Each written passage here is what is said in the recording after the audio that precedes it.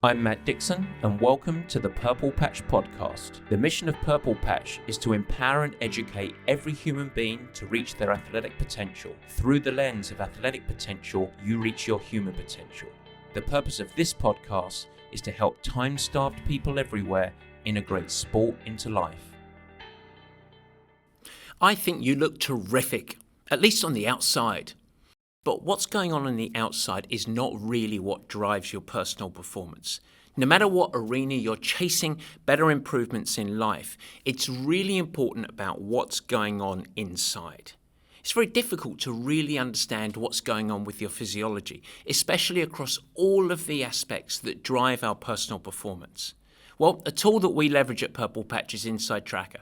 Because by assessing your biometrics and combining it with the advice and expertise from the team of scientists and experts at Inside Tracker, we get some really precise focus areas to filter out the stuff that will become distractions and instead dial in the habits and the interventions that are going to help you perform.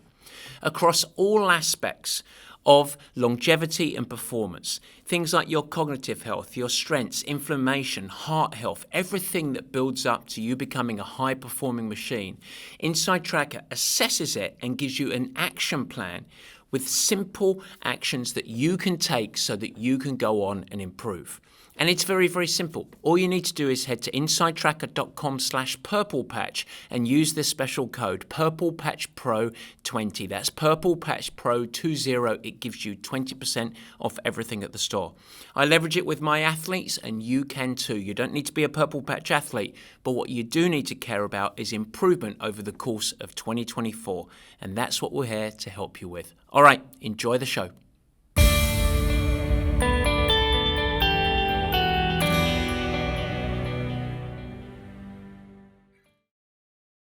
And welcome to the Purple Patch Podcast, as ever, your host Matt Dixon, and today I am recording on the shores of the waters that host the swim at the Hawaii Ironman World Championship.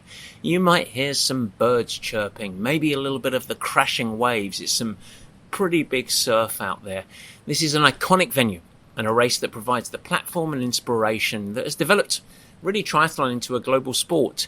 And over the last 20 years of coaching athletes from world class to newcomers, one of the most common goals and objectives that I hear from athletes is the desire to toe the line at the Ironman World Championship. But what does it really take to get there? Like, really? Is there a secret to success and qualification? Well, it turns out that we know quite a bit about the Ironman World Championships. Beyond having a Purple Patch athlete almost win the whole darn thing, Chris Lieto just 2 minutes away. 2 minutes of life, but just 2 minutes away from the overall win in 2009, as well as having more than 15 professional top 10 finishes at the event. We also had successfully qualified almost 1,500 Purple Patch athletes to qualify to World Championship events. And a few of them have gone on to win amateur and age group titles. So we've got a little bit of history around the Ironman World Championship. So if you want to embrace your journey, set yourself up for success, what I decided to do is pull together my more than 2 decades of coaching lessons and try and distill them into a nice, tidy package. We're going to label them Matt's 10 essential tips to qualify to the Ironman World Championships. And so I hope you enjoy, but just before we get going, while we're here, you've got to listen to the banjo. Let's do Word of the Week, Barry. We like the way he thinks, serious with a wink. Let's open the book, it's time to take a peek. It's the Dictionary Word of the Week. Yes, folks, it is the Word of the Week, and this week it is experiment. So today, we're going to outline 10 essential tips for you to qualify to Ironman World Championships. And at the end of it, you might be inspired. And you might think, you know what? I want these guys. I want Purple Patch. Maybe I want Matt or a Purple Patch coach to guide me, to take me there, to partner with me on the lesson. Or maybe you go and hire a different coach to take you on that journey. But there's something that's going to be important for you to be successful. And that's the willingness to experiment, to evolve. You see, hiring me or a Purple Patch coach or becoming a part of our squad program We have expertise and we can help you on the journey. And hiring another coach, I hope they have expertise and they can help you. But many athletes enter a coaching relationship with a fixed mindset. This is what works for me, and this is how I'm going to get there, and I just want you to deliver that.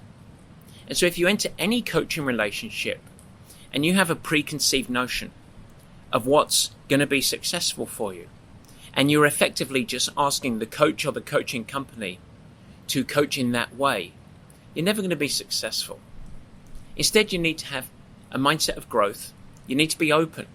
That doesn't mean you need to blindly trust your coach, us, but you do need to have a willingness to experiment. Give it a crack.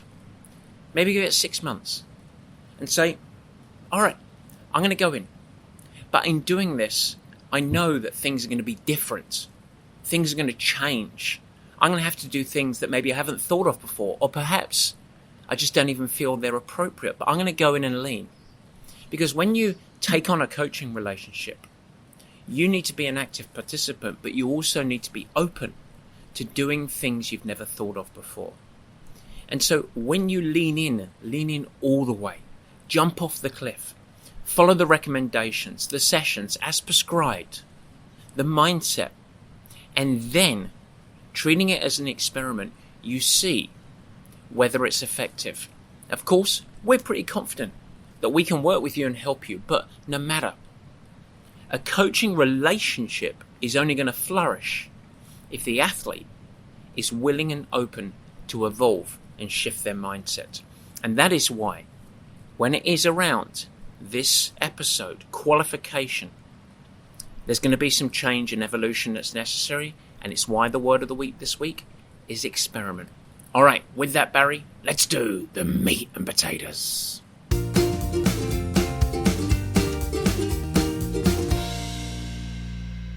All right, folks, the meat and potatoes. What does it really take to qualify? Well, I thought long and hard about this, and you're probably not going to be surprised that there's going to be very little about the workouts, the magic key ingredient that unlocks everything. It's not going to be about the framing of your training weeks. But almost every athlete that has been successful in qualifying and then establishing a great performance at the Ironman World Championships and the Ironman 70.3 World Championships, these key elements that we're going to outline have almost always been a part of their journey. And there are 10 of them.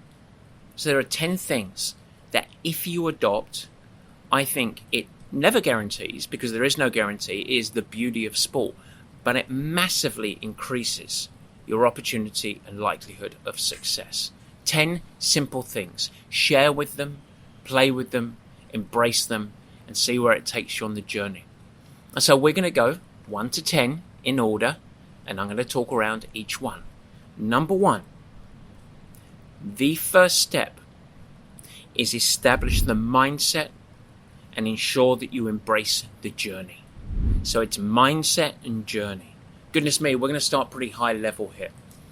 But the mindset, I think, is important, particularly for a time-starved athlete, is to realize what this has as a role in your broader life. If you're going to be successful, it's not going to be short-term. It's going to be a long-term journey to get you ready. And so integrating your training, that word is important, integrating your training into life and understanding the role that this sport has in the bigger context of your life is going to empower you, release some of the shackles under pressure, and enable you to enjoy the journey. And when you enjoy a journey, it's going to be much more likely that that journey is going to be fruitful. So let's think about that in context. The first, what are the real rewards that you get from embracing a journey towards qualification, which will provide a great amount of pride, satisfaction, and everything else? One of the biggest rewards is that by taking on this journey, if you do your performance recipe right, it is going to help you show up daily. That's really key. It's going to help you show up daily in whatever is important to you, whether you're a parent, you're a leader, you're an employee, whatever it is, you're going to show up daily the best version of yourself.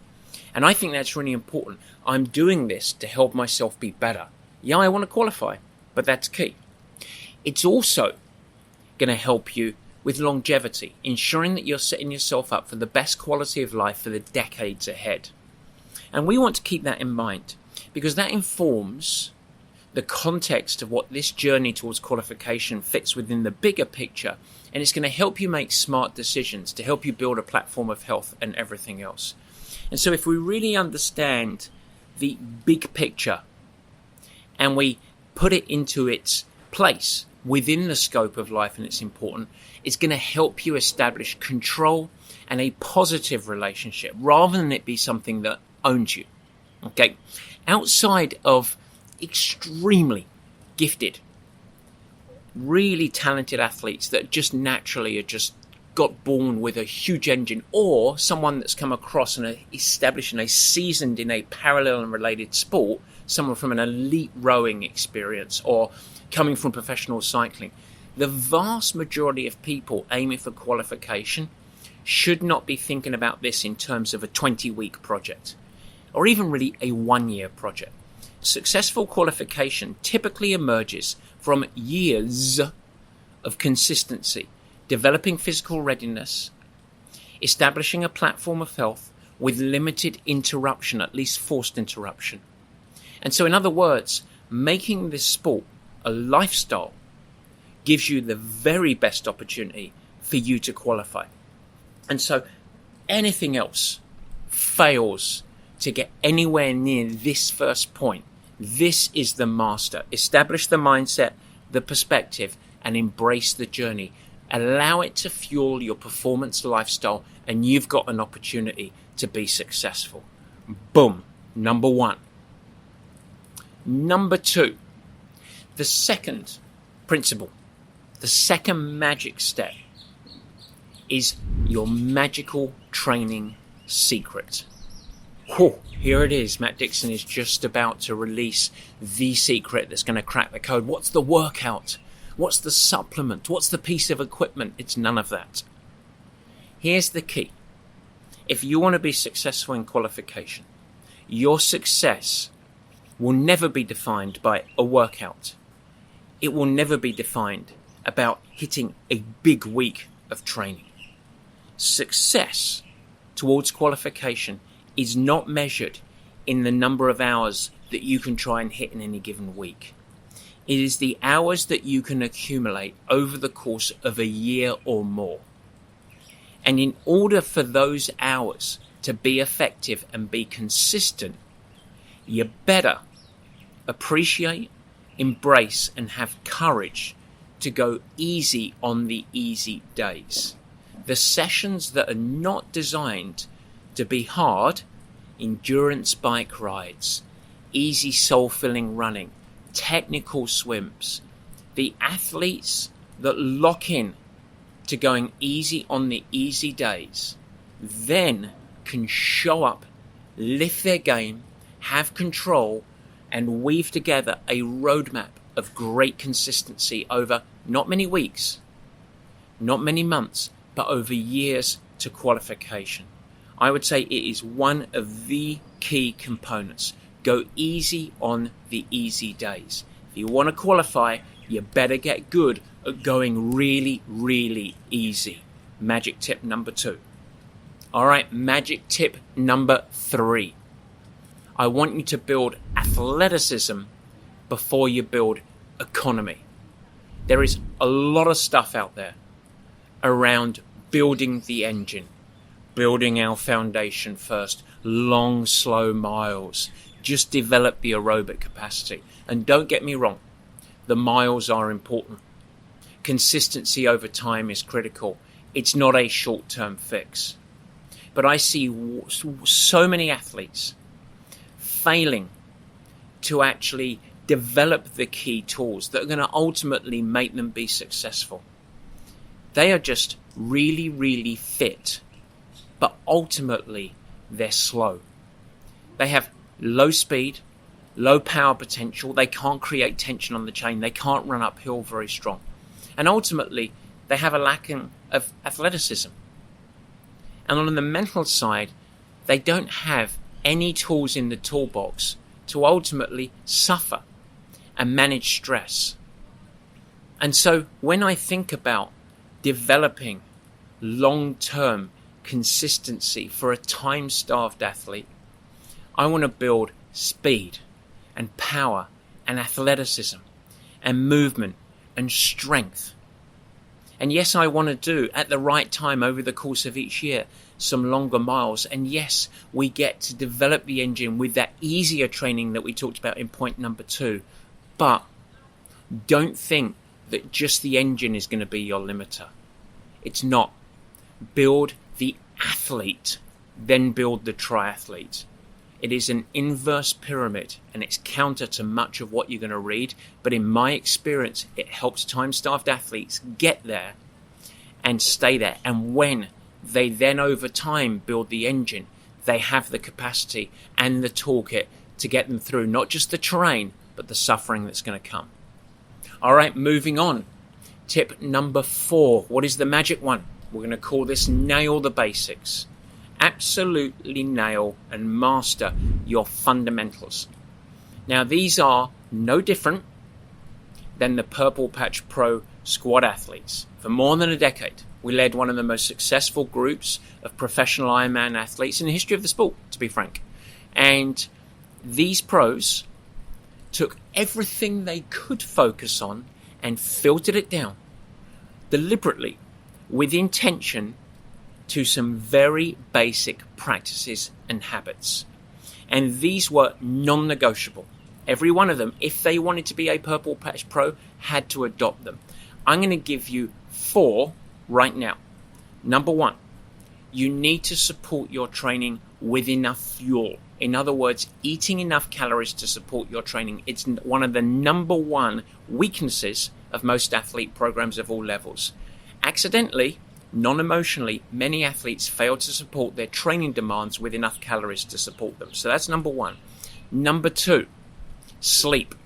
There are a couple of things that are really important, but protecting your biggest performance enhancement tool that you have that can maximize adaptations from your hard work, that can leverage and allow consistency over the course of many, many weeks and months, can enable you to integrate this training into life and enable it to catapult better energy and stability of energy throughout the course of the day. Sleep is it.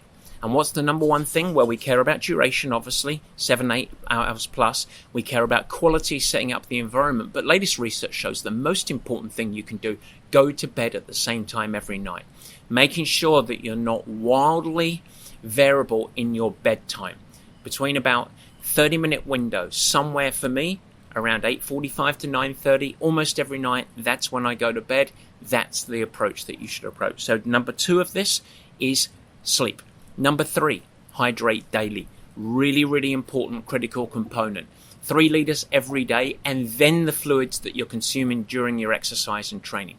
Baseline, 3 liters every day. Kick it off with a liter of fluid in the morning, and then throughout the rest of the day.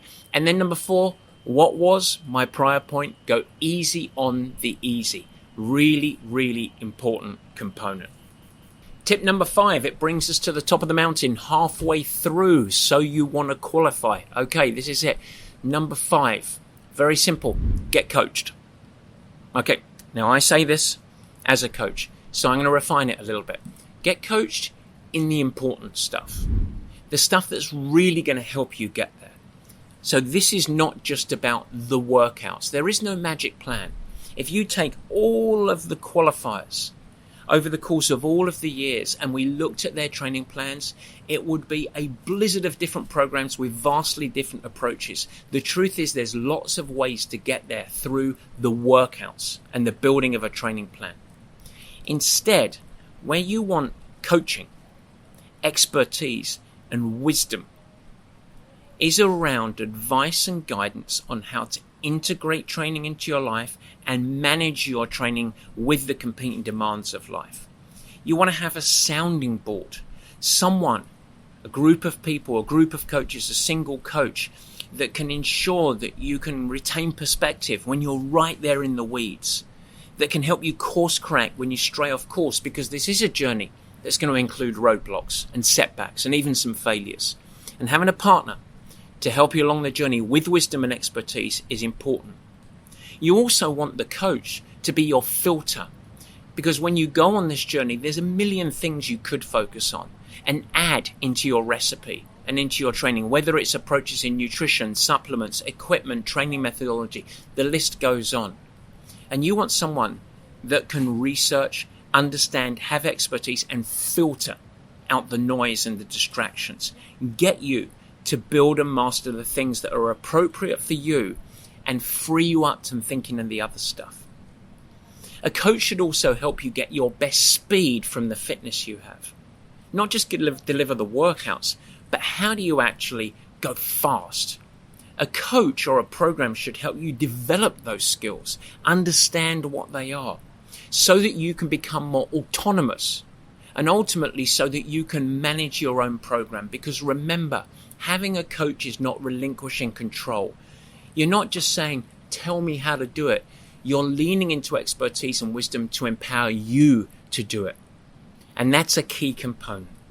And finally, I believe a coach should help you develop a positive and not paralyzing relationship with your metrics and your training. That's what coaching is. It's not the workouts. That's great. That's important. That's a part of it. But everything I talked about there, that's what the wisdom of the program coaching does and delivers. And for almost every successful person that's gone from one level to catapulted to the next level, which for most people is a requirement to qualify, typically the best investment they make is coaching. Think about that. The best investment they make, not brand new bike, not a new pair of compression socks, not investing in a brand new cold plunge in your backyard, coaching. It is that. Now I realize I'm saying this as a coach, but it is valuable and important. Number 6 are now tips to qualify. So you want to qualify. These are Matt's top 10 tips, and we are on number 6. Choose your races carefully to benefit you. Very simple. You want to consider the terrain. Now, most people have a preferred terrain relative to their peers. This isn't about trying to get to the fastest split. You don't qualify by having a faster time. You qualify relative to where you come to your peers. And so where do you deliver your strengths? I'm a strength-driven athlete. I'm heavier, but I do well on hilly courses. A lot of variety. I can't stand dead flat running, dead flat bike riding. So I wouldn't choose to go and race in Florida or in Texas. I might go and do one of those races for the experience. There's nothing wrong with the races, but for me, if I was on a quest to qualify, I would choose something different. It's also helped that I live in the San Francisco Bay Area, where all of our home terrain is up, down, up, down. I don't get an opportunity to ride flat. That might be the inverse. You might actually do very, very well on flat courses, and so choose that type of course. So you want to consider terrain. And how close is it relative to your strength and your home environment of training? You want to think about environment. For me, I love cool, cold. I just do not like at all humidity, heat. But some people excel in it.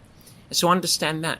And one of the tricks that you can do in this is go back, do a little homework, look at prior race results. What did it take to be successful? How many people are in the age groups? How many people actually qualified out of each age group? What were the top 3, 4, 5 finishers? Where does that do relative to you as an athlete? Start to be pragmatic and logical about it, but filter it. Because by choosing the race that has the best spots, the best terrain, the best environment for you, the best opportunity in your age group to qualify, it's setting yourself up for success. Don't grease the road and make it slippery by choosing a race that is ill-fitting to you. Pretty simple. Tip number 7, think out of the box for running. I know, bike for show and run for dough. That's what it's all about. But the truth is that the people that qualify relative to swim, bike and run tend to have very good run performances. Now, I love athletes to be very swim fit and do well on the swim. I like to build the training around the bike because a strong cyclist can make up a lot of time. But ultimately, you still need to be able to run relative to your best potential very, very well. And that's important.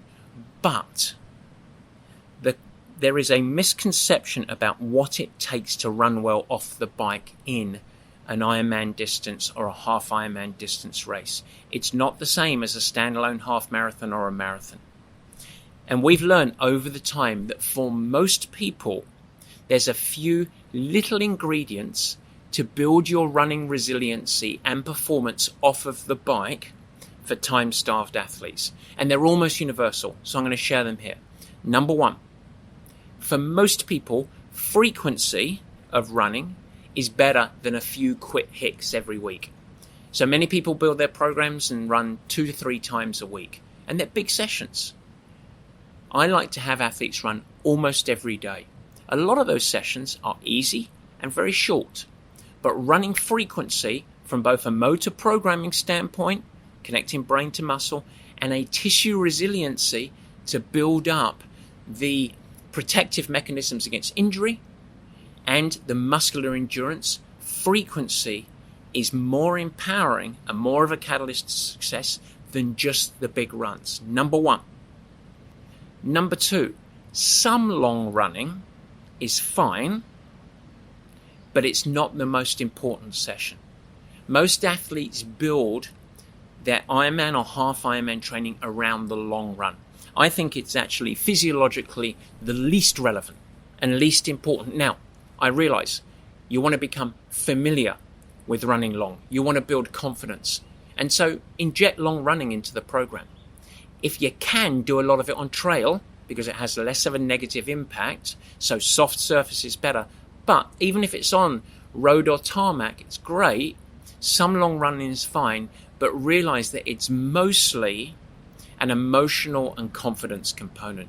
You can get the same physiological development from a cardiovascular and muscular endurance standpoint from frequency as you can from long running. So yes, include some long running, but it doesn't need to be every week and it doesn't need to be a core component.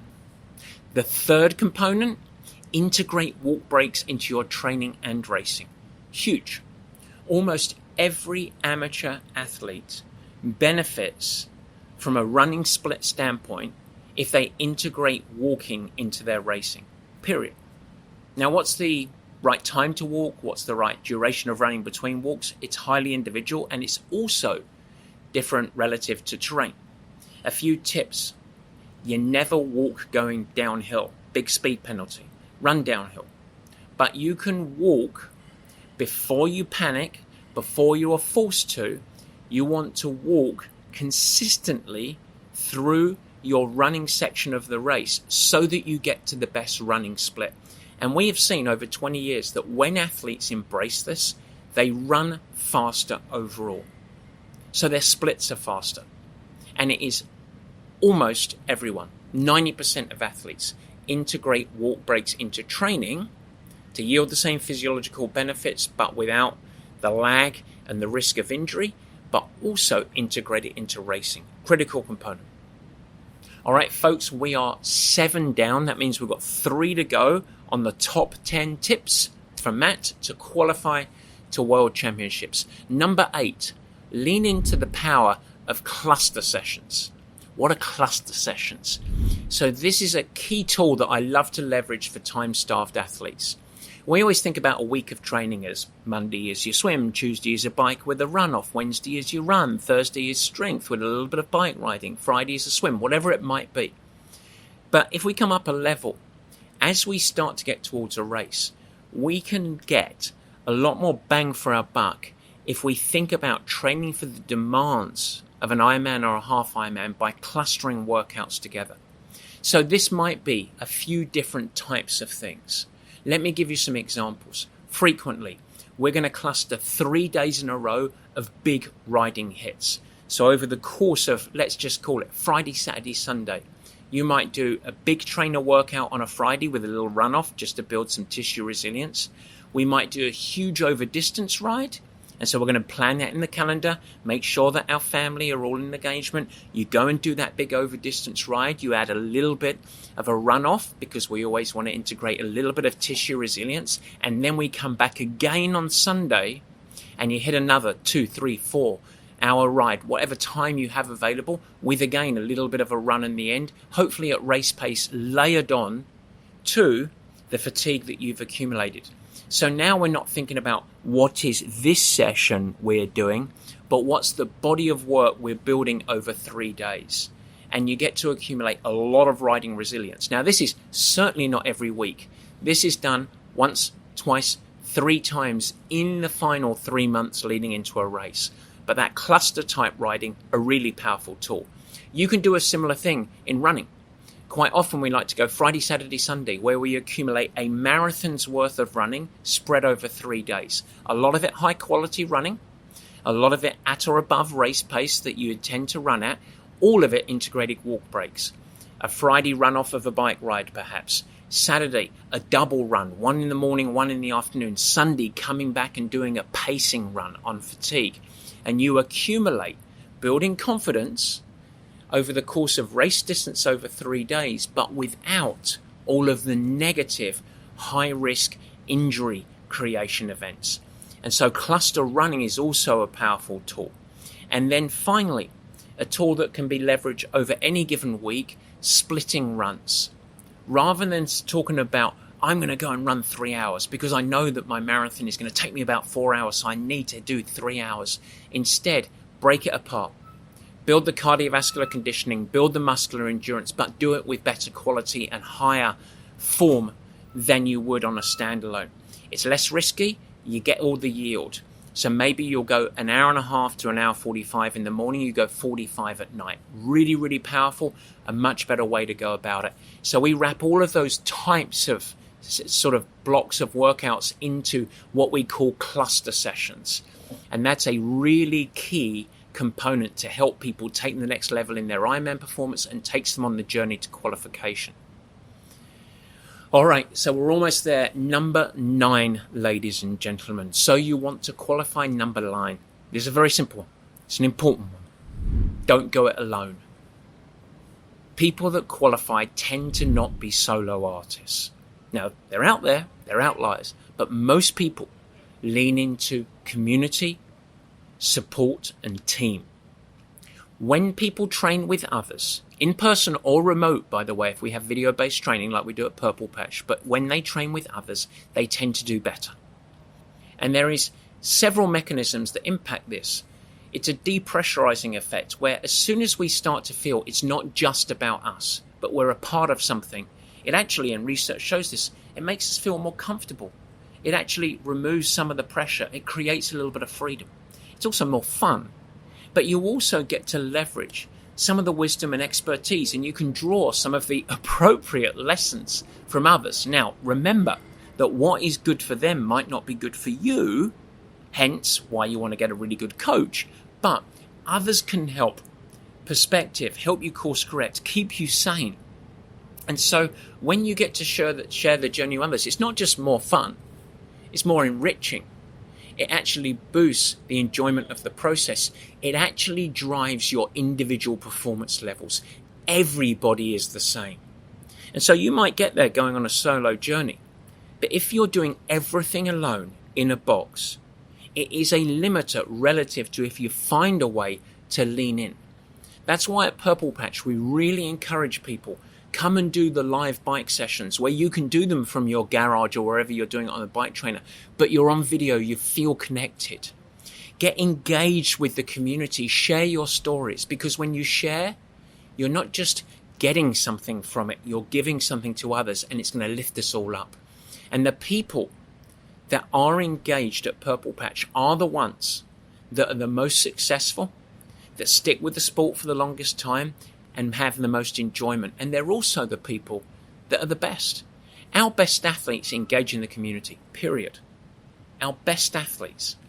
And we had this with our Purple Patch pros. And so I encourage you to take the same approach.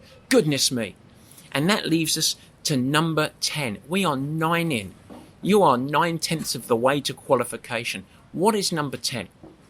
Well, it's something that I haven't talked about yet, and it's a core training component. If you want to qualify, here's number 10. Value your strength training as much as your endurance. The first thing that everyone does, oh my goodness me, I need to qualify. Am I going to be fit enough? Swim, bike, run, swim, bike, run, swim, bike, run, swim, bike, run. And that's important. Strength is your performance tool.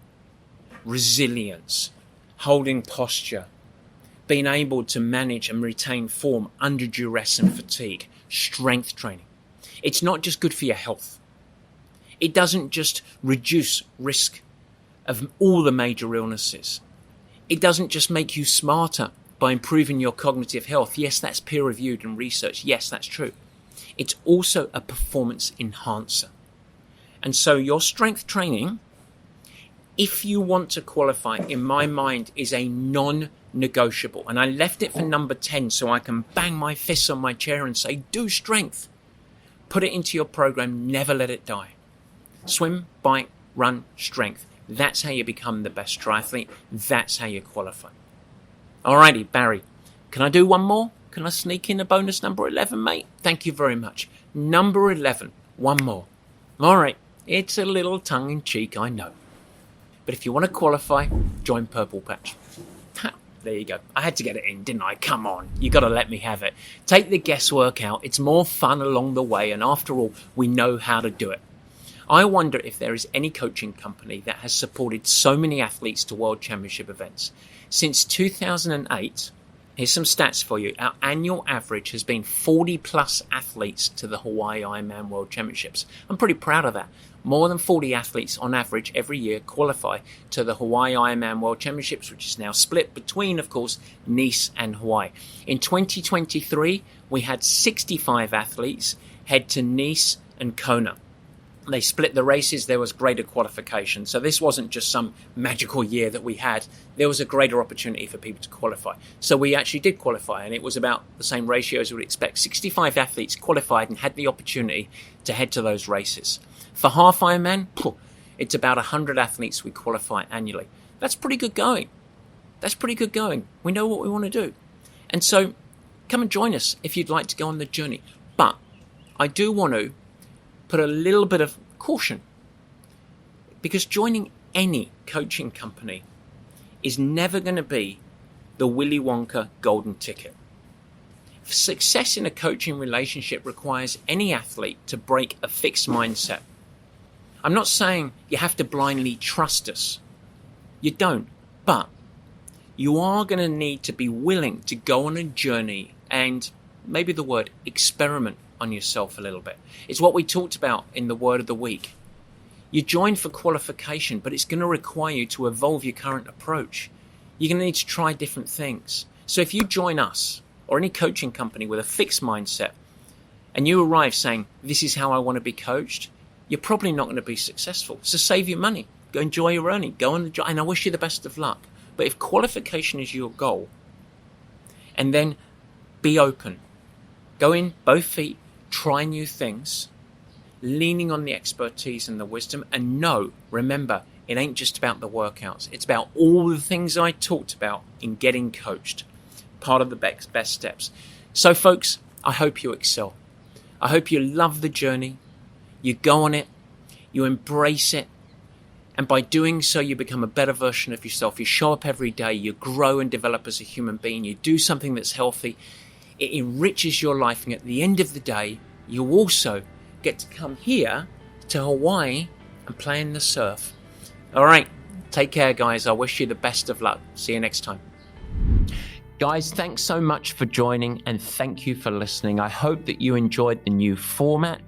You can never miss an episode by simply subscribing. Head to the Purple Patch channel of YouTube, and you will find it there, and you could subscribe. Of course, I'd like to ask you, if you will subscribe, also share it with your friends, and it's really helpful if you leave a nice positive review in the comments. Now, any questions that you have, let me know. Feel free to add a comment, and I will try my best to respond and support you on your performance journey. And in fact, as we commence this video podcast experience, if you have any feedback at all, as mentioned earlier in the show, we would love your help in helping us to improve. simply email us at info@purplepatchfitness.com or leave it in the comments of the show at the Purple Patch page, and we will get you dialed in. We'd love constructive feedback. We are in a growth mindset, as we like to call it. And so feel free to share with your friends. But as I said, let's build this together. Let's make it something special. It's really fun. We're really trying hard to make it a special experience, and we want to welcome you into the Purple Patch community. With that, I hope you have a great week. Stay healthy, have fun, keep smiling, doing whatever you do. Take care.